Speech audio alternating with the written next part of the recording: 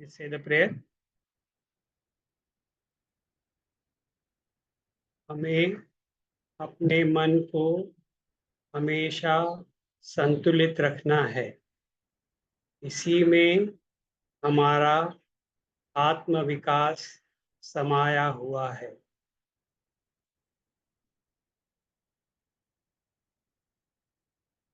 वै मे सर्वं ओम ओम ओम। आत्मनि मे त्वं ओम ओम ओम। स्मारे स्मारे ओम ओम ओम। चित्तं शामय शामय ओम। स्मराणि सोऽहं Om Om.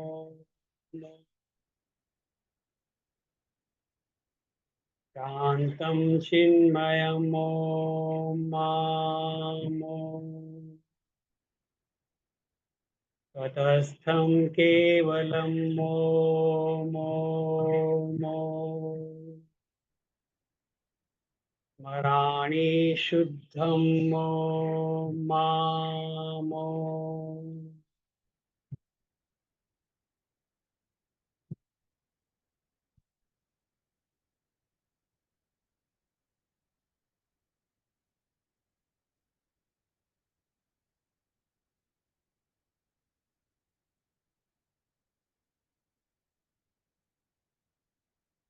Okay.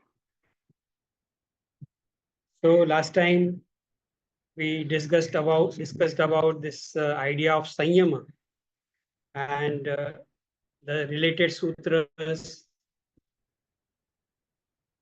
I told you there were 3 sutras. Out of that, we discussed one. Now, 2 more sutras are related to this concept of sanyama, which we'll be looking at today. Last time we did 6th one. Today we are doing 7th and 8th. So, Sutra 7 reads, Trayam Antarangam Purvebhyah. Trayam Antarangam Purvebhyah. So, these 3, that is Dharana, Dhyan, and Samadhi, are more intimate or internal practices than the previously mentioned ones. So what does it mean is that Sanyama is comprising of all 3 together. So Dharana, Dhyan, and Samadhi, they constitute Sanyama. So here this sutra, after discussing about this Sanyama idea, is telling us, we had discussed this earlier when we started this chapter. That time we had talked about Antaranga Yoga and Vairagya Yoga. So that same idea is being stated here in relation to this Sanyama idea.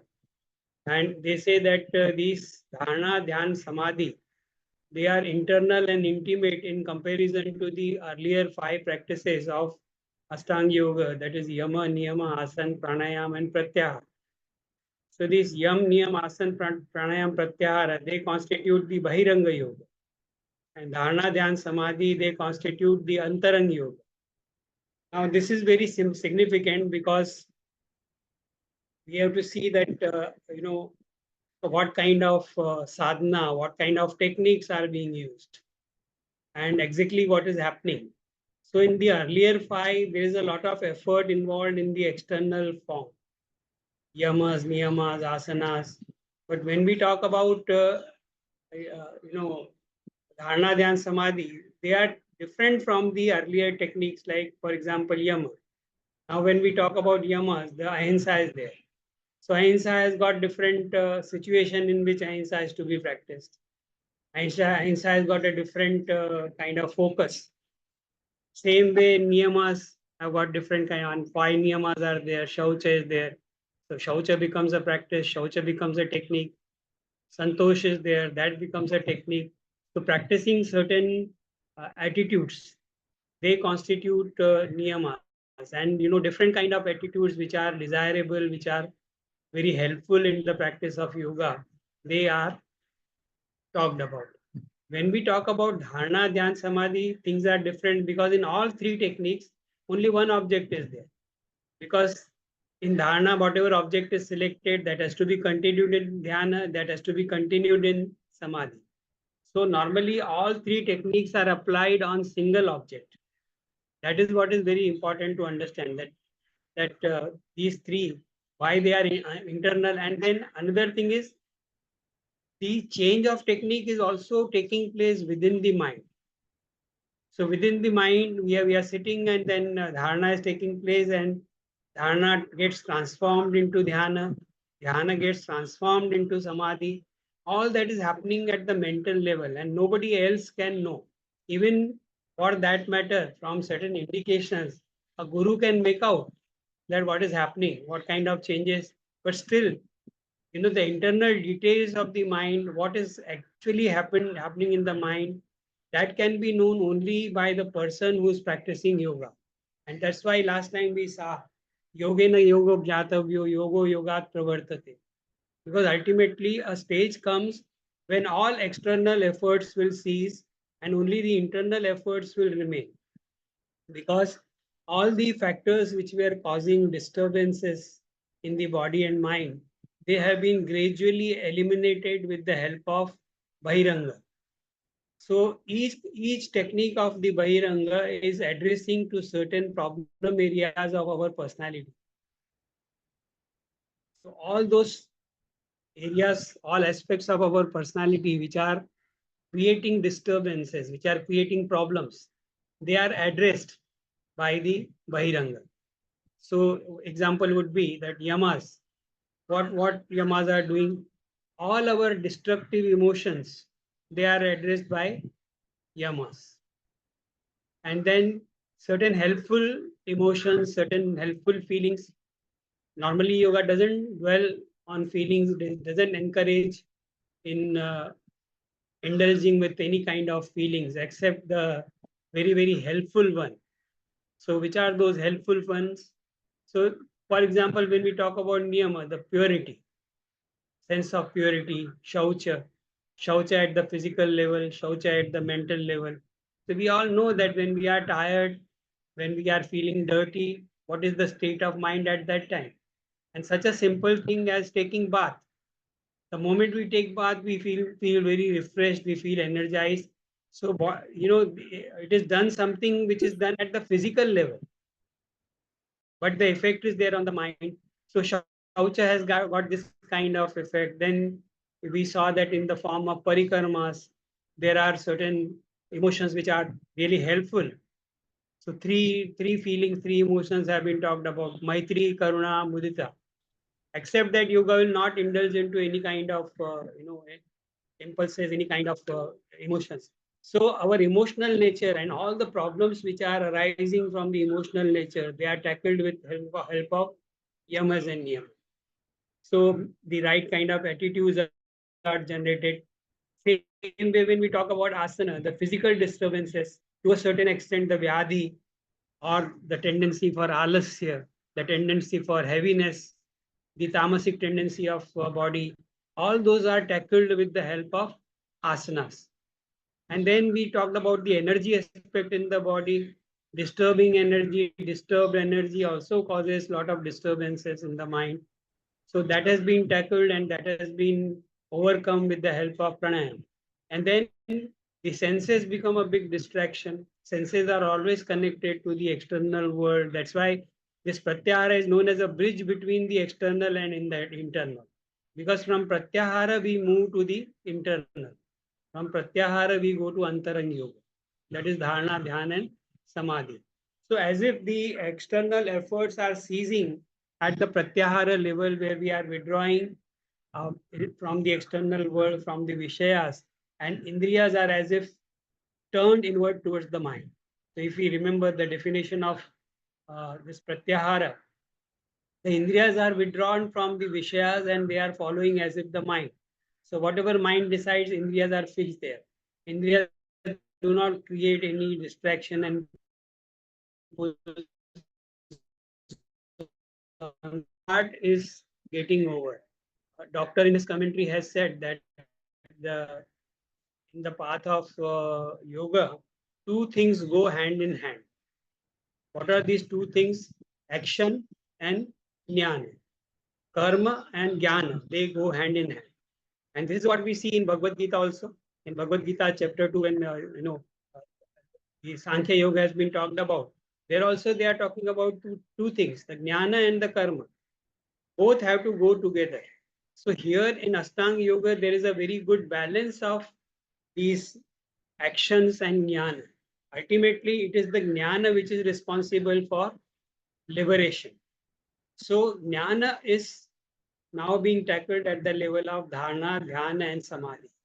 So that's why they have said that these three are antaranga or internal as compared to the other five angas which are there. So as we saw, it can be explained in two ways. The external techniques will ultimately have to lead to, because mind is always involved, but then mind is getting involved now in a different way. In yamas also the mind is involved, but what kind of mind it is, what is the content of knowledge at that time, and what is the content of knowledge, what is the state of mind when we are in dharana, dhyan, samadhi. There's a vast difference in that. So last time we saw in two sutras that how change of state of consciousness is taking place as a result of these techniques which are being applied here. From that perspective, we have to understand this. Now, you see, when we talk about Bahiranga, the detailed part, as we saw, they are addressing to the external disturbances and all the personality disorders. They are as if, overcoming. And then one is moving towards the internal. And in this the internal also, when we, if we look at the nature of the techniques, once the Sanyama technique is attained, then what happens is this Bahiranga and Antaranga. Sanyama technique is always related to Antaranga, and once the Samadhi is attained, then there is a drastic change in the mental state. That's what we saw. So mind is undergoing change, and now it is going into Ekagrata, and that Ekagrata is leading to Samprajnata. But here we have to understand that all the knowledge which is there, it is under the realm of Samprajnata Samadhi. So use of Sanyama, no matter what kind of objects are there, when we move into the realm of knowledge, here only the internal work is not taking place. The jnana is taking place, and no doubt there are Sanyama can be done on certain areas which can give us power of action also. So these power of action and jnana, these are two important aspects which go hand in hand. Now, related to that, I would like to read one passage from doctor's book, and that will tell us about this idea which we are discussing.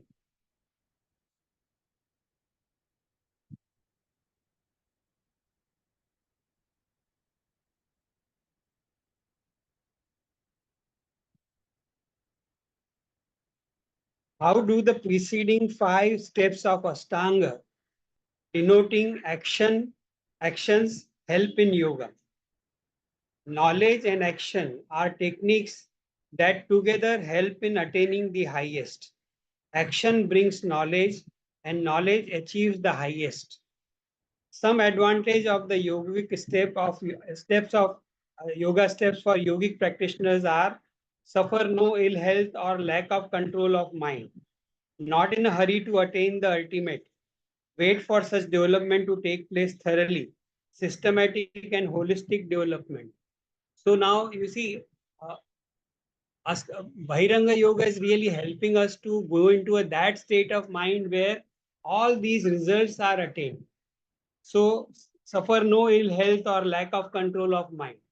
Initially, when the efforts are there, the lack of control is there. Also, there is a problems arising from the diseases or from the disturbed physical states, lack of energy. All that will be eliminated with the help of Bahiranga. So wait for each development to take place thoroughly. So in previous sutra also we saw that the Bhumishu Vinyoga. One intuitively comes to know which is the lower Bhumi and which is the higher Bhumi. So once the lower bhumi has been attained, it has been mastered, then automatically one's own experience will guide, one's own success in yoga will guide him to go to the higher state of consciousness. So that ability is acquired with the help of this earlier steps. Then wait for each development to take place thoroughly. No hurry to attain the ultimate. That systematic, holistic development. Now, these are the characteristics they develop when the person begins real success in the dharana, dhyan, and samadhi. Yes, the fact that dharana, dhyan, samadhi are taking place, it denotes, it shows that the person has succeeded in eliminating so many negative factors from his personality. The disease has been overcome, the disturbances have been, distractions have been overcome, and one's mind is really focused. So here, these points have been covered very beautifully by Dr. Lower stages use rituals as a technique. Stages use rituals as technique. So we know that certain like yamas and niyamas or even asanas. Asanas also involves rituals. Pranayam also involves rituals. So these are techniques basically which involve certain actions. Higher stages do away with ritual. Inner yoga is the yoga of higher consciousness and knowledge which is totally separate from techniques. Techniques have a different meaning. Patanjali himself has not gone into this. Many systems of religion and philosophy do not believe in techniques. Patanjali's system has a deep, interconnected sequential harmony so far as steps are concerned. An aspirant could have mastered the preliminary ones in the previous lifetime. That is also possible. So, what is the importance of action? That is the technique part and knowledge in yoga. As a bird flying in the air needs both wings, so jnana, the and so jnana and the techniques, that is action, help together in the attainment of the ultimate. Karma by itself is not a cause of self-realization. Jnana, which is gained through karma, is the cause of self-realization. Techniques always remain behind. Karma yoga does not lead to salvation directly. So now this is a very, very significant, insight Doctor gives us that mere action will not lead to success. So one may just go on practicing various kinds of techniques, but unless the development in the form of some insight, some prajna, some knowledge has taken place, the action has to lead to knowledge because it is knowledge only which liberates. Ultimately, when we look at the Sankhya Karikas also, they talked about 8 bhavas.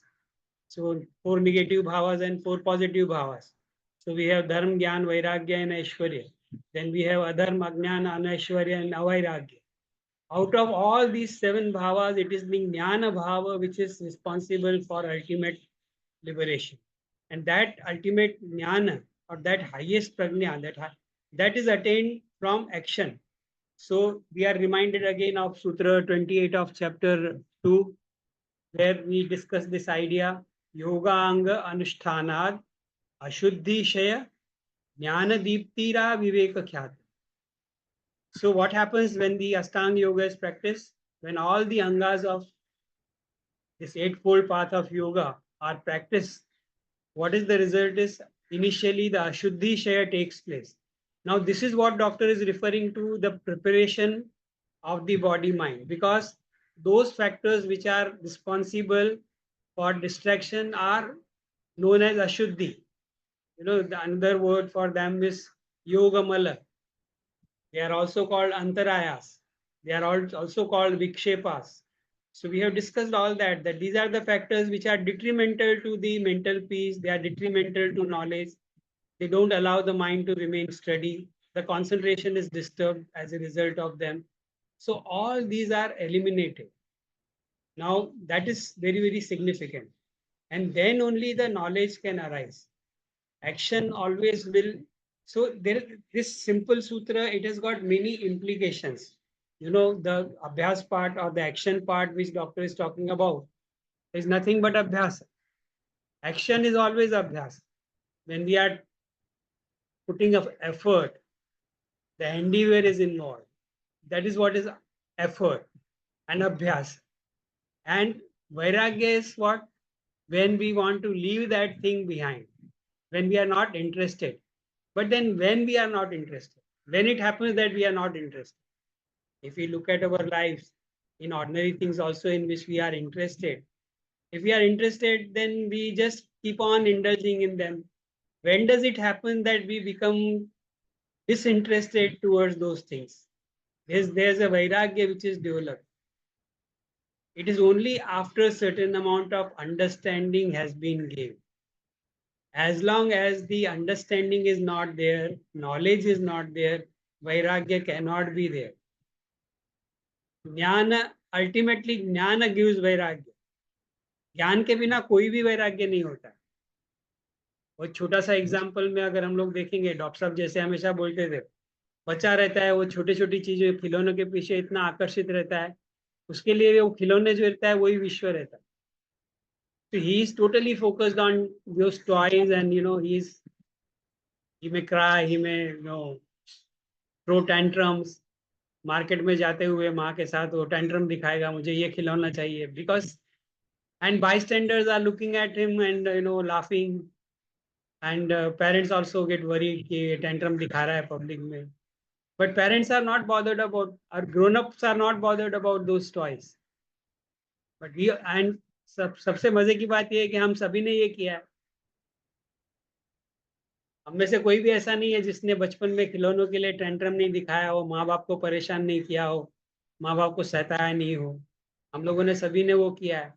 लेकिन now when we look at ourselves, are we interested in those toys the same way as we were in childhood? तो अभी कितना भी बड़े बढ़िया खिलौना रहेगा, कुछ भी अट्रैक्टिव रहेगा, तो भी से हाँ it's a toy, we are not bothered about it. But now this has happened in the natural process. ये natural process में हो रहा है, but this is a very minor kind of thing. So when we attain knowledge about higher things, then we create, or we automatically develop disinterestedness in the lower things. That is what happens. So now imagine a distracted state of mind where person is feeling very weak, person is feeling very frustrated, person has got a lot of anger. He suffers as a result of the anger in form of physical disorders, mental disorders, strained relationship. He goes into very negative states of mind. Now, all these are, habitual states which are occurring in our day-to-day life. And in this also, a person who has suffered a lot gradually comes to realize that certain things are bad for me, and he may naturally gravitate towards certain peaceful states of mind. But in case of yoga, it is a deliberate act. It is a self-endeavor. We are moving in the direction of peace. We are moving in the direction of steadiness. So yamas and niyamas, asanas, what they are doing, they are creating that steadiness. क्यों हम लोगों को अच्छा लगता है आसन करने के बाद में? क्योंकि all distractions are gone, mind becomes peaceful. मन शांत हो जाता है. मन भी शांत हो जाता है. शरीर में जो उद्विग्नता रहती है, उद्वेग रहते हैं, शरीर में जो चंचलता रहती है, शरीर में जो डिस्टर्बेंस, नर्वस सिस्टम में जो एजिटेशन रहता है, वो सब शांत हो जाता है. जब वो शांत हो जाता है तो हमको अच्छा लगता है. और ये जो अच्छा लगता है, इसका बार बार अभ्यास करना, उसी चीज को बार बार जीना, उससे क्या होता है? There is a transformation taking place. A person who has attained certain state of mind where he enjoys harmony, peace, tranquility, he will definitely would not like to go into the earlier states of disturbance. And even if he is interested in certain things, and there's a fear that those things are likely to again create disturbances, he may not want to indulge in them. Because now he has developed certain objectivity, he has developed certain amount of vairagya towards those things. Now this vairagya is coming from the understanding which has been attained because of the earlier actions, because of the earlier techniques. This is one aspect of it. And then techniques also has got a limited, role to play. They serve their purpose, and then after they have served their purpose, then at certain point the techniques have to be dropped. One cannot just go on indulging in technique. हम लोगों को कई लोगों को lift में जाना अच्छा लगता है, तो हम लोग पूरा दिन लिफ्ट में नहीं घूमते हैं. Lift is a medium, lift is a method, it's a technique. It's a means to go to higher floor or lower floor. Once we have reached the floor, then we just come out of the lift. कितना भी सुंदर रहने दो. So like that, techniques have to be again, remembered that these are techniques and they have to be dropped at certain point. But they can be dropped only with understanding. They can be dropped only with certain amount of knowledge which is gained, the certain amount of prajna which is gained. So this prajna is taking place in the Antaranga yoga. So that is what this sutra says. And again a step further in the next sutra, which is reading as Tadapi Bahirangam Nirbijas. Tadapi Bahirangam Nirbijas. So what does it mean? Both the sutras I read together. Trayam ekatra sanyam, Trayam antarangam purvebhya Tadapi Bahirangam Nirbija. So these three are more intimate internal practices than the previously mentioned ones.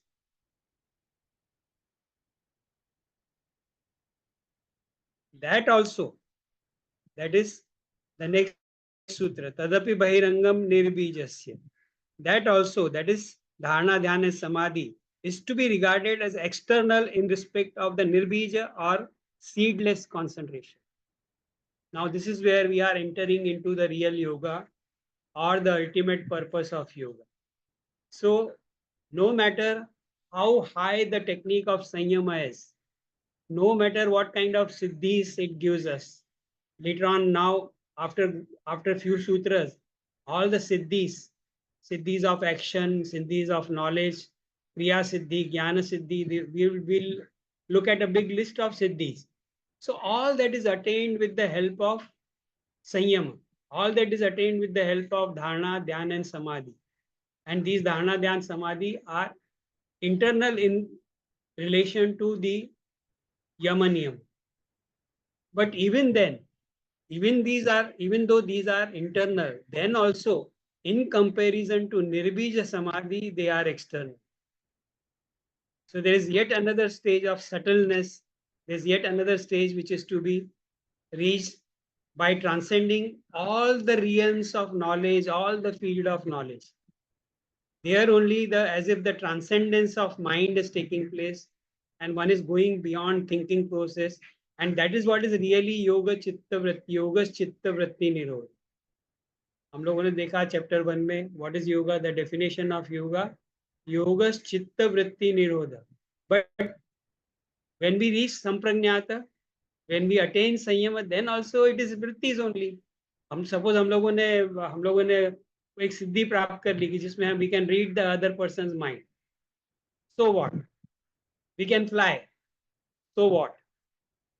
Or we can understand the entire process of the body mechanism. We acquire the power of controlling others. We acquire the power of flying. Whatever be the siddhi, ultimately what is happening, it is within the realm of mind. The vrittis are going on. The difference between asampragnat and see, this is very important to understand, to be able to understand the full importance of the term yoga. This is very important. So vritti, even if it is sampragnata, vrittis are there. One has not yet transcended the vrittis. But the difference is that earlier a distracted mind had got thousands of vrittis going on.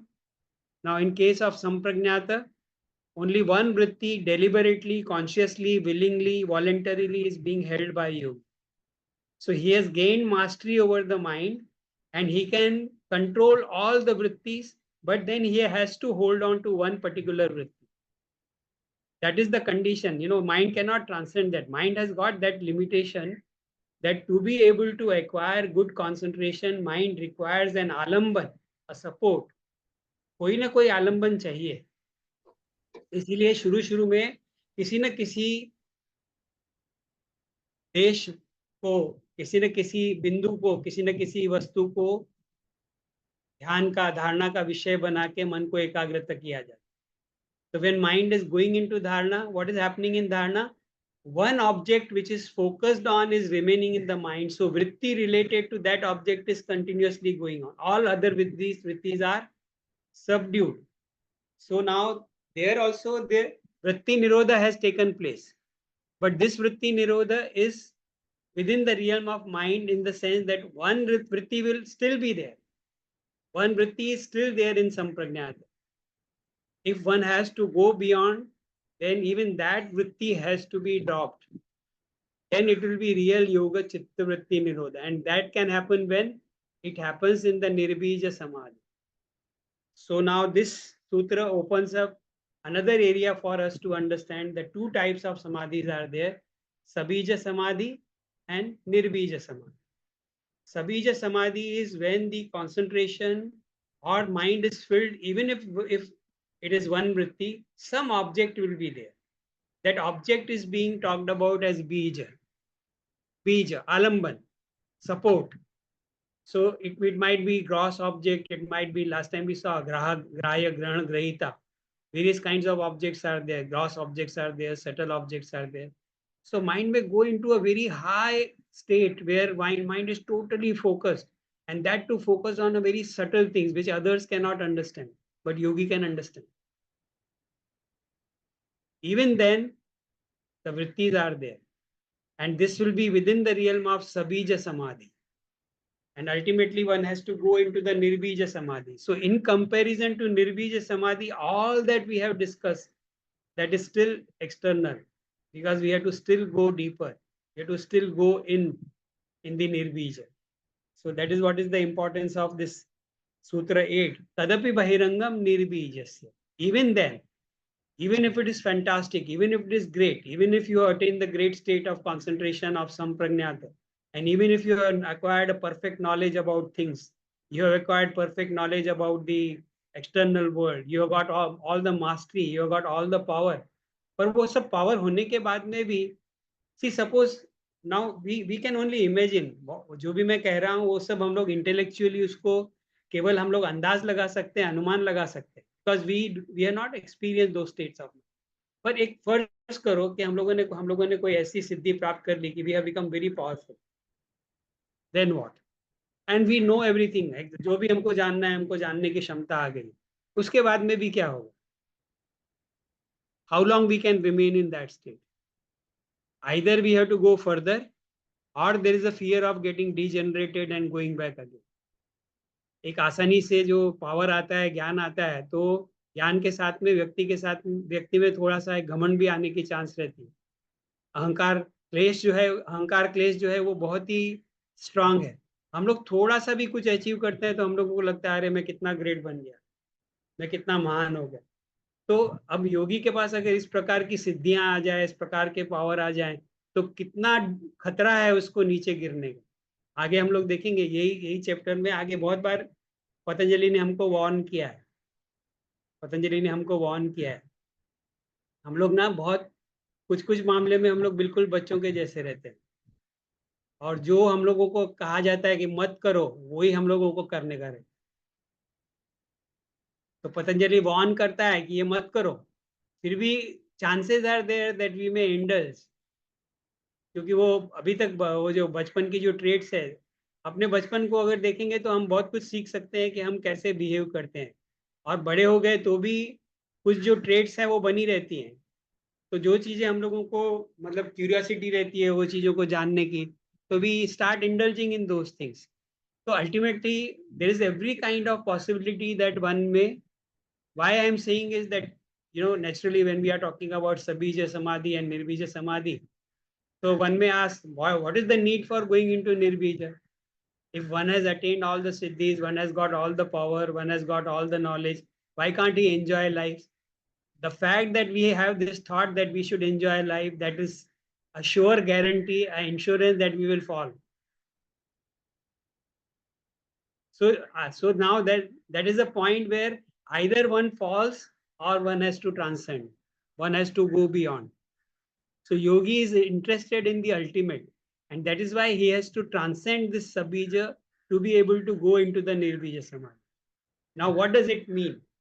It means that if there is a seed, if there is an object in the Sabija Samadhi, all the time mind is knowing something, chitta is in on some object, कोई ना कोई वृत्ति उठ रही है, कोई ना कोई वृत्ति चल रही है, तो इससे अगर आगे जाने का है मतलब क्या है, सभी वृत्तियों को रोक देना है. तो सभी वृत्तियों को रोक देना है तो माइंड फिर काम करना ही बंद कर देगा. अब कोई कोई भी वृत्ति अगर द वेरी फैक्ट दैट हम लोग बोलते हैं कि वो एक फेमस फिलोसोफर है 17th सेंचुरी का, डेकार्ट. डेकार्ट ने क्या बोला था? कॉजिटो एर्गो सम. कॉजिटो I think so I am. मैं सोचता हूँ इसीलिए मैं हूँ. आई एम अवेयर का कहने का अर्थ क्या है कि मुझे मालूम है कि मैं जिंदा हूँ, मुझे मालूम है कि मैं एग्जिस्टेंट हूँ, मुझे मालूम है कि मैं हूँ. क्यों मालूम है? क्योंकि मैं जान रहा हूँ कि मैं हूँ. तो ये जानना जो है, ये जो परसेप्शन है, ये जो ज्ञान है, ये ज्ञान की अवस्था है. तो ये एक वृत्ति है. अकॉर्डिंग टू पतंजलि जो भी जानने की अवस्थाएं, सभी जानने की अवस्थाएं वृत्तियां हैं. अभी भी हम जो बात कर रहे हैं, इस वक्त आप जो कुछ जान रहे हो वो आपकी वृत्ति है. इस वक्त मैं जो जान रहा हूँ, मैं जो बोल रहा हूँ, वो मेरी वृत्ति है. तो वृत्तियां चल ही रही है. तो कम कम ज्ञान की वृत्तियां हो या उच्च ज्ञान की वृत्तियां हो, अच्छी वृत्तियां हो या वृत्तियां, तो वृत्तियां ही रहती है. इसका मतलब ये है कि माइंड जो है अभी भी वृत्तियों में उलझा हुआ है. तो इससे अगर आगे जाने का है तो माइंड को रोकना पड़ेगा. And that is what is निर्बीज. There the cognition, the perception stops. Hard to imagine, hard to even conceive in the mind theoretically कि ऐसा क्या होता होगा. It's very difficult to really conceive of such an idea where our mind has stopped functioning. बस हम लोग पैदा हुए तब से हमारा माइंड काम कर रहा है. हम पैदा हुए तब से वृत्तियों में ही हम जो जी रहे हैं, वृत्तियों में ही हम चल रहे हैं. तो ये एक रिवोल्यूशनरी आइडिया जो है पतंजलि का, योगश चित्त वृत्ति निरोध है. देखो पूरी दुनिया में जितने भी सिस्टम है वो क्या बोलते हैं? Develop your self, grow in knowledge, use your mind. This is the message most of the systems in the world will give. Apply करो दिमाग का, दिमाग लड़ाओ. हम लोग बच्चों को डांटते हैं ना, अकल है ना, इस्तेमाल करो, ब्रेन का यूज करो. सो एसेंशियल मैसेज इज कि दिमाग का इस्तेमाल करो. अब ये यहाँ पे टोटली उल्टा हो रहा है. पतंजलि हमको बोल रहा है वृत्तियों का निरोध कर दो, वृत्तियों को रोक दो, वृत्तियों को रोक दो. क्योंकि ये क्यों क्यों बोल रहा है, ये समझना बहुत इंपॉर्टेंट है. तभी हम योग की वास्तविकता को समझ सकेंगे. क्योंकि ये जो भी वृत्तियां उठ रही हैं मन में, और ये जो मन बना हुआ है, ये भी एक प्रोडक्ट है. ये भी अपने आप में परिपूर्ण सत्ता नहीं है, ये किसी वजह से बनी हुई है. तो वो वजह से बनी हुई है, तो वो वजह को अगर हमको जानने का है तो उसको माइंड को रोकना पड़ेगा. माइंड के चलते चलते उसको हम नहीं जान सकते. उसको जानने के लिए मन को रोकना ही पड़ेगा, ऐसा पतंजलि का कहना है. तो ये मन के पीछे कौन सी सत्ता है जिसको हम पाना चाहते हैं, जिसको जानना चाहते हैं, जिसको पाना चाहते हैं, तो उसी को योग में कहा है पुरुष, pure consciousness. So it is the pure consciousness which is responsible for all the activity of the mind. Mind is a poor imitation of consciousness. Mind appears to be consciousness, mind appears to be conscious, but then mind has borrowed that consciousness from the pure consciousness. And if you want to understand that pure consciousness, then the mind has to stop. The vrittis will have to come to standstill. Then only it can. So this is a totally revolutionary kind of suggestion, and perhaps this is the importance of yoga and success of yoga. ठीक सोच के देखेंगे तो आज पूरी दुनिया में योग के पीछे पीछे लोग आ रहे हैं. उसमें भी ज्यादातर लोग तो फिजिकल योग में ही हैं, पर इवन फिजिकल लेवल पे भी क्या योग कर रहा है. देखो कि at physical level also yoga is eliminating all the distracting thoughts, all the weaknesses, and it is providing us with a good physical and mental state. we enjoy, we become healthy, we think clearly, mind is at peace, we start experiencing certain harmony. All that is happening even when the yoga is done at the physical level. So, what about the highest kind of state of mind where mind is totally focused, steady, calm?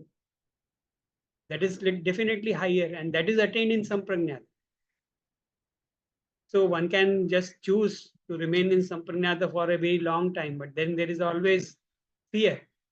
And if one wants to secure the highest, then one has to transcend that. One has to go beyond, and one has to go into the realm of Nirbija.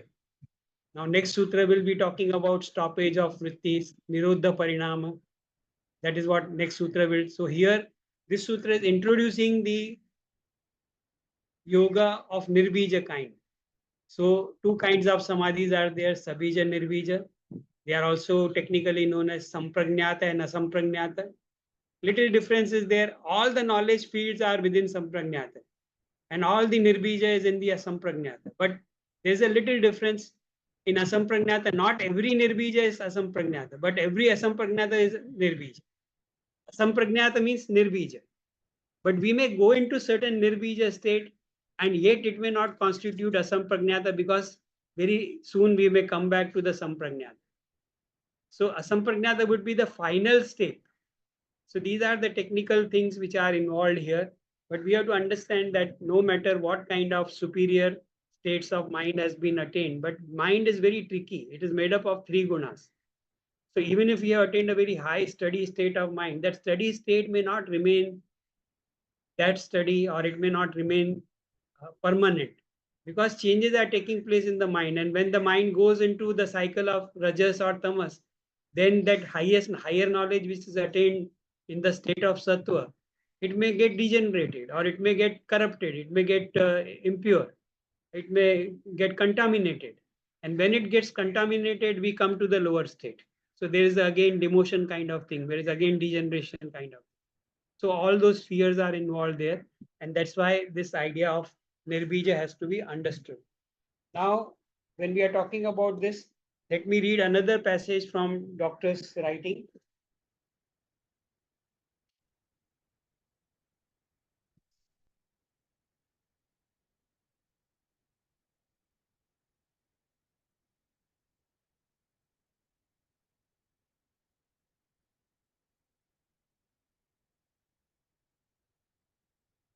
This will, I have tried my, best to really convey the idea as I understand it.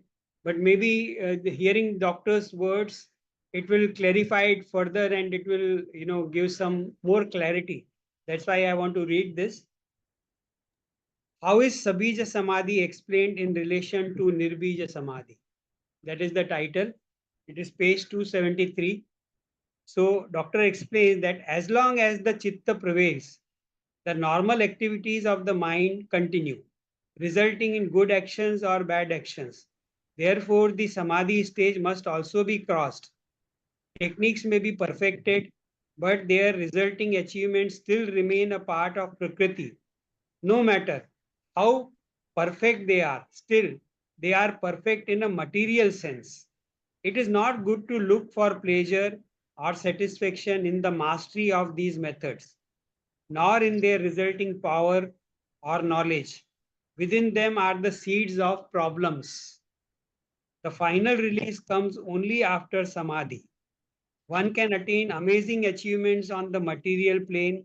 The sattva becomes absolutely pure and reflective of the spirit. The mind can know, predict, understand everything, but this remains in the chitta. And within the chitta, there are vrittis. Within the vrittis are the sanskaras. And the sanskaras hold the potencies of past desires which cause pain and pleasure. All these remains at the level of Sabija Samadhi. Chitta must be overcome. Ultimately, Chitta has to be overcome. One has to transcend the Chitta. One has to go beyond Chitta. Only when we overcome sanskaras is there a sure unconditional state of awareness. So the Purusha principle which we talked about, the pure consciousness which we talked about, that is available only when the chitta is transcended. Only when we overcome sanskaras is there a sure unconditional state of awareness. No objective remains except the objective of throwing away the object. This is the highest type of disinterestedness, Vairagya, that which is present in Asampragnata Yoga, Asampragnata or Nirbija Samadhi. Lower Vairagya is that in which we reject certain things because we have mastered them or realized them, their ineffectiveness or uselessness. The highest Vairagya is the realization of the highest level of consciousness and maintaining interest only in the highest. There is disinterest for all other things. So this is what is, stated. And then it further goes, you all can read this entire sutra, it will become a lot of clarity is there. So next topic is what is Nirbija Samadhi and Asampragnata Samadhi. So Nirbija Samadhi, as we saw, the seed is not there, object is not there, mind as if transcends itself and mind stops functioning. So all the vrittis are stopping, and how that takes place, it is explained in the next sutra. We will talk about it in the next sutra, which is talking about three kinds of parinama. So Nirodha Parinama. Now this Nirodha Parinama is related to Yoga's Chitta Vritti Nirodha. That Nirodha idea of Chitta Vritti Nirodha is now being explained in the next sutra. So we will look at it. So I'll request everybody to 2-3 times you can read all these sutras to be able to understand the full importance of what yoga is trying, because without this we will always remain in doubt and we will not be able to understand ultimately what is it which Patanjali wants us to achieve. These few sutras are the keys to give an understanding as to what exactly is to be attained. So essential thing is that Abhyasa has to lead to Jnana, and Jnana has to lead to Vairagya. Only through Jnana Vairagya comes. So Prajna also, see how beautifully it is explained that Shraddha, Virya, Smriti, Samadhi, Prajna. Prajna comes after Samadhi. And I had given this example, if you remember. We read a book. We read a book on psychology, which is talking about various kinds of personalities, mental states. वो book हमको बहुत ज्ञान देता है, बहुत knowledge देता है, लेकिन वो बुक के मुकाबले कौन सी चीज हमको ज्ञान देती है अपने बारे में? हम लोगों को थियोरेटिकल नॉलेज मिलेगा कि आदमी का मन ऐसे चलता है, ऐसे ऐसे वृत्तियां होती है, लेकिन suppose if you are every day practising some kind of meditation और 15 मिनट के लिए हम रोज शांत बैठ के अपने आप को ऑब्जर्व करते हैं, अपने मन को जानने का प्रयत्न करते हैं, अपने मन को शांत करने का प्रयत्न करते हैं, या ध्यान करते हैं, सांस के ऊपर ध्यान केंद्रित करते हैं, शरीर के ऊपर ध्यान केंद्रित करते हैं, शवासन करते हैं, गहरा डीप शवासन करते हैं, बॉडी के एक एक पार्ट के ऊपर ध्यान लेके जाते हैं, तो ये जो 15 मिनट का ध्यान है, ये हमको ज्यादा सिखाएगा कि किताब हमको ज्यादा सिखाएगी? तो this is the difference between yoga and, हम चाहे 10 किताबें पढ़ ले, we may read 10 books of great scholars and great masters, but where is our mastery in that? We will acquire theoretical knowledge which may not be useful to us because we will not be able to apply because we are not practiced it. जब तक practice नहीं करेंगे उसको application तो उनमें नहीं ला सकते हैं. तो ज्ञान, जैसे कहा था कि बहुत लोग बोलते हैं कि मैं मुझे तो नॉलेज प्राप्त करना है, all my efforts I am trying to acquire knowledge. It is my hobby to acquire knowledge. I read thousands of books. But then what? वो इतना ज्ञान प्राप्त करके एक्शन में कहाँ आ रहा है? कौन सी एक्शन में आ रहा है? उससे लाइफ कैसे बेटर हुआ? उससे अपना जीवन को कैसे अच्छा बनाया? रिलेशनशिप उससे कैसे सुधरा? हेल्थ कैसे सुधरा? अगर हेल्थ नहीं सुधर रहा है, आदमी को चिढ़ आती है तो चिढ़ते रहता है, और इतना सारा ज्ञान 10 पुस्तक करने के बाद में भी आदमी छोटी छोटी चीजों में चिढ़ता है, गुस्सा होता है, तो फिर क्या सीखा है? लोग तो यहाँ तक करते हैं कि अभी, see I should not say this, but then sometimes I am surprise, अभी पिछले 20 सालों में तो बाढ़ आई हुई है स्पिरिचुअलिटी की.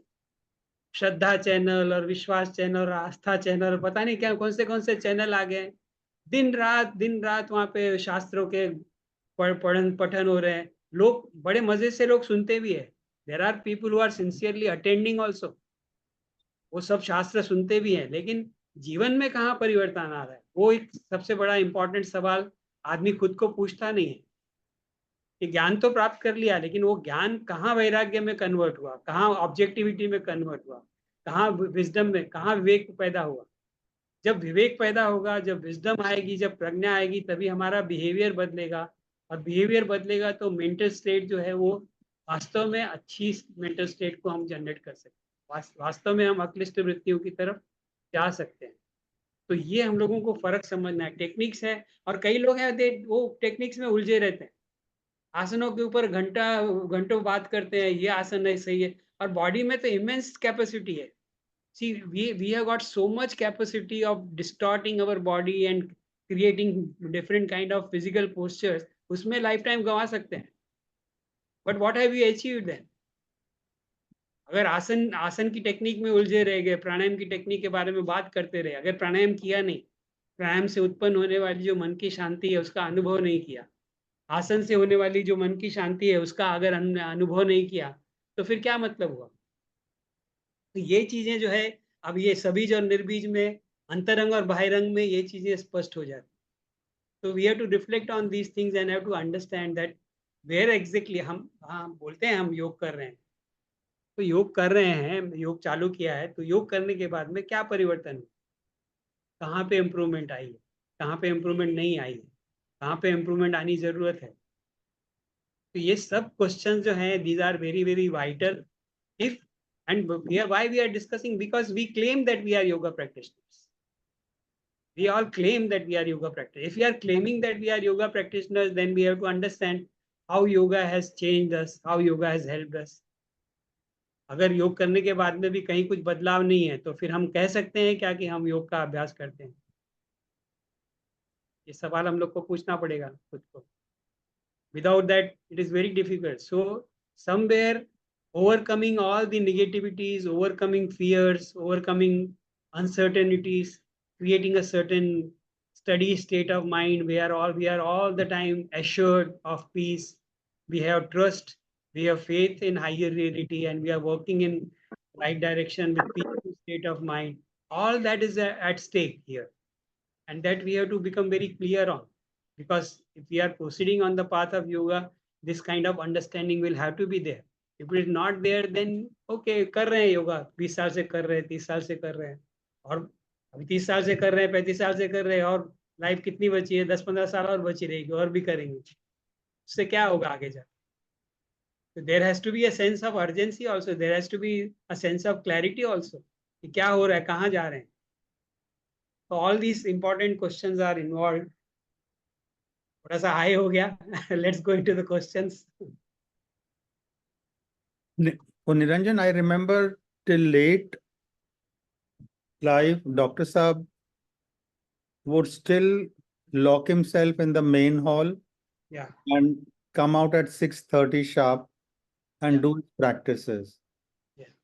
Whatever practice, I don't know, but he was still like, even after reaching that stage. Yeah. So I think somewhere he had mentioned that in the beginning we need a lot of technique, but as you said, as we grow in understanding, as we start practicing the various steps, then we need less, but yet we need the techniques. We just cannot say कि भाई अभी मुझे ये सब चीज की जरूरत नहीं है, बस ज्ञान. I think some techniques will be required and we cannot do away with it. Yeah, as long as we are within that realm, the techniques will be required. लेकिन अगर माइंड काम कर रहा है और उसी फील्ड में हम हैं, तो टेक्निक काम करेगी, लेकिन कहीं ना कहीं तो टेक्निक को छोड़ना पड़ेगा. अभी फॉर एग्जांपल आप डॉक्टर का एग्जांपल दे रहे हो, तो डॉक्टर कितनी देर रहते थे हॉल में? Hardly few minutes he will there. He will open the gate, go inside, and within 5 minutes he will come out. तो कितनी देर टेक्निक किया उन्होंने, और कौन सी टेक्निक किया वो तो मालूम नहीं है. I think he was there for a longer period in the main hall. No, he was not there for a very long time. because then very soon the classes will start. The So he class will will open the start door. at 6:30. But So he will go. He used to go there and used to. No, the idea is that later on, when he was not going to the hall every day, he was just sitting and doing something. So there, a stage comes when the techniques have to be transcended, and then mind acquires that ability. अब अगर कोई चीज करने की जरूरत ही नहीं है तो वो क्यों करेंगे? अगर वो जरूरत है तो करना ही है। अगर आदमी अभी उतनी उन्नति नहीं हुई है कि उसको मतलब बिना टेक्निक के चल सके, तो टेक्निक का इस्तेमाल करना ही पड़ेगा। अभी जो आदमी देखो, अभी सादा सा एग्जांपल है कि एक बिल्डिंग है, उसमें लिफ्ट भी है और सीढ़ियां भी है।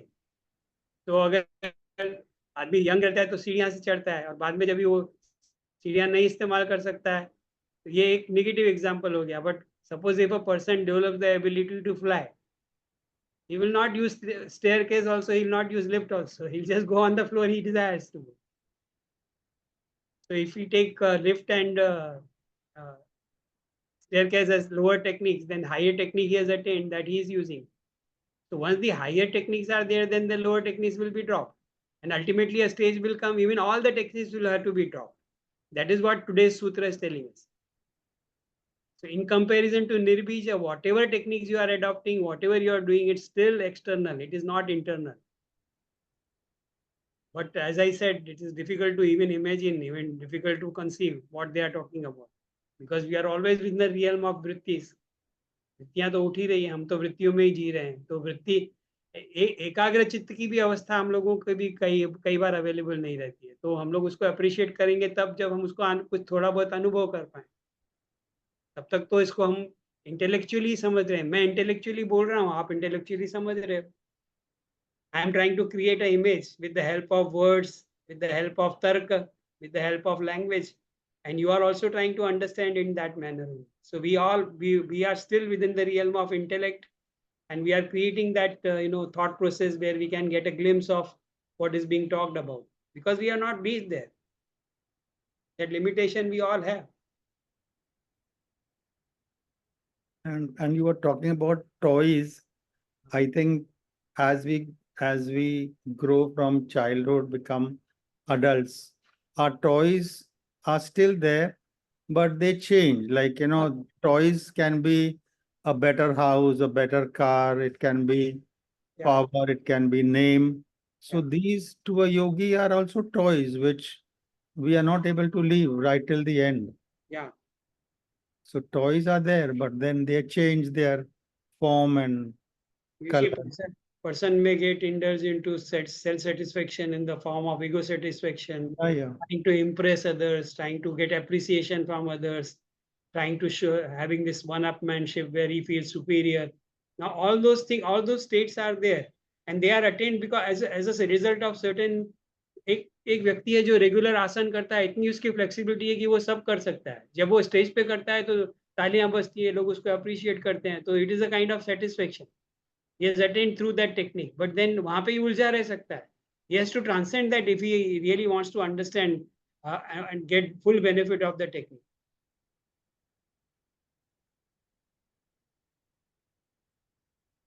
ग्रोथ नहीं हुई ना, नहीं तो अटक गए वहीं पे.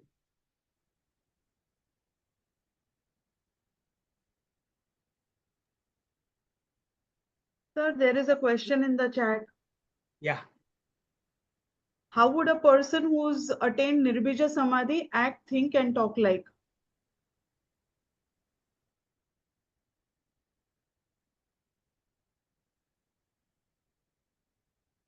There will be no action, no talking. It will be totally, when the mind itself is not working, where is the action, where is the knowledge, what he will be thinking? No vrittis are there. कोई भी वृत्ति नहीं. जब तक निर्भीज समाधि है, कोई वृत्ति नहीं है. Mind has as if stopped. It is mind is arrested. This question will become little clearer. There is no activity of the mind, no vrittis are there, so no thinking is there, and he doesn't have any aim, he doesn't have anything to achieve, he doesn't have any desire left. So there is no effort in the external world, there is no action involved. This will become little clearer. अभी फिलहाल के लिए इतना ठीक है. अगले सूत्र में जब भी हम देखेंगे तो what is that state? of Niruddha. We'll try to understand that. Maybe through some analogy, maybe through some simile, we will be able to understand it. Because हम उसको अनुमान ही लगा सकते हैं, हम उसको अनुभव तो नहीं कर सकते क्योंकि हमारे में वो क्षमता है नहीं अभी. तो हम ये अभी जो भी डिस्कशन कर रहे हैं, इसीलिए this is one of the reason why normally people don't touch chapter 3. और मैंने देखा था डॉक्टर जयदेव भी थोड़े से हेजिटेंट थे चैप्टर 3 को टच करने के लिए, क्योंकि चैप्टर 3 ऐसा है कि उसको समझना भी सामान्य व्यक्ति के लिए बहुत मुश्किल हो जाता है. आगे जो सिद्धियां भी आएगी वो भी we can just attempt logically try to understand what they are talking about, because many states of mind which they are talking about, we don't have access to them, and when we don't have access to them we can't appreciate what they mean. Maybe we can only imagine, we can only, but one thing is they are desirable. On what basis we can say that they might be true and they might be desirable is because whatever lower techniques we have adopted, what those techniques have done to us, in what way they have helped. If we have become little stronger, if our minds have attained some amount of peace, if our minds have attained some amount of harmony, tranquility, control through the external techniques, then we can be sure that the higher techniques will give much deeper satisfaction. This is our reassurance. This is our guarantee. And our experience only can guarantee that. If we have not experienced deep relaxation, if we have not experienced deep concentration, steady state of mind, little harmony, little peace, then perhaps we will not be motivated to go in further techniques, in further subtler areas. So we are building on the past experiences, and they tell us that, okay, one has to go ahead. So our experiences only are guiding us.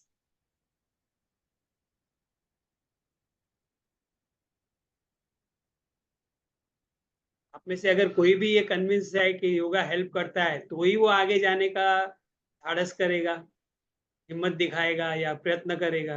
अभी ये class में आप आए हैं, इसका भी ये भी एक इंडिकेशन है कि somewhere you feel that some benefits have occurred and further benefits are likely to occur. Otherwise, what is the point?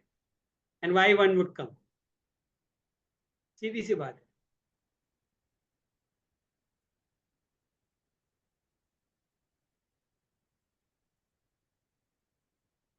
Okay. Leave it Thank here. you. Thank you. Thank you, sir. Thank you, sir. Thank you, sir. Thank you, sir.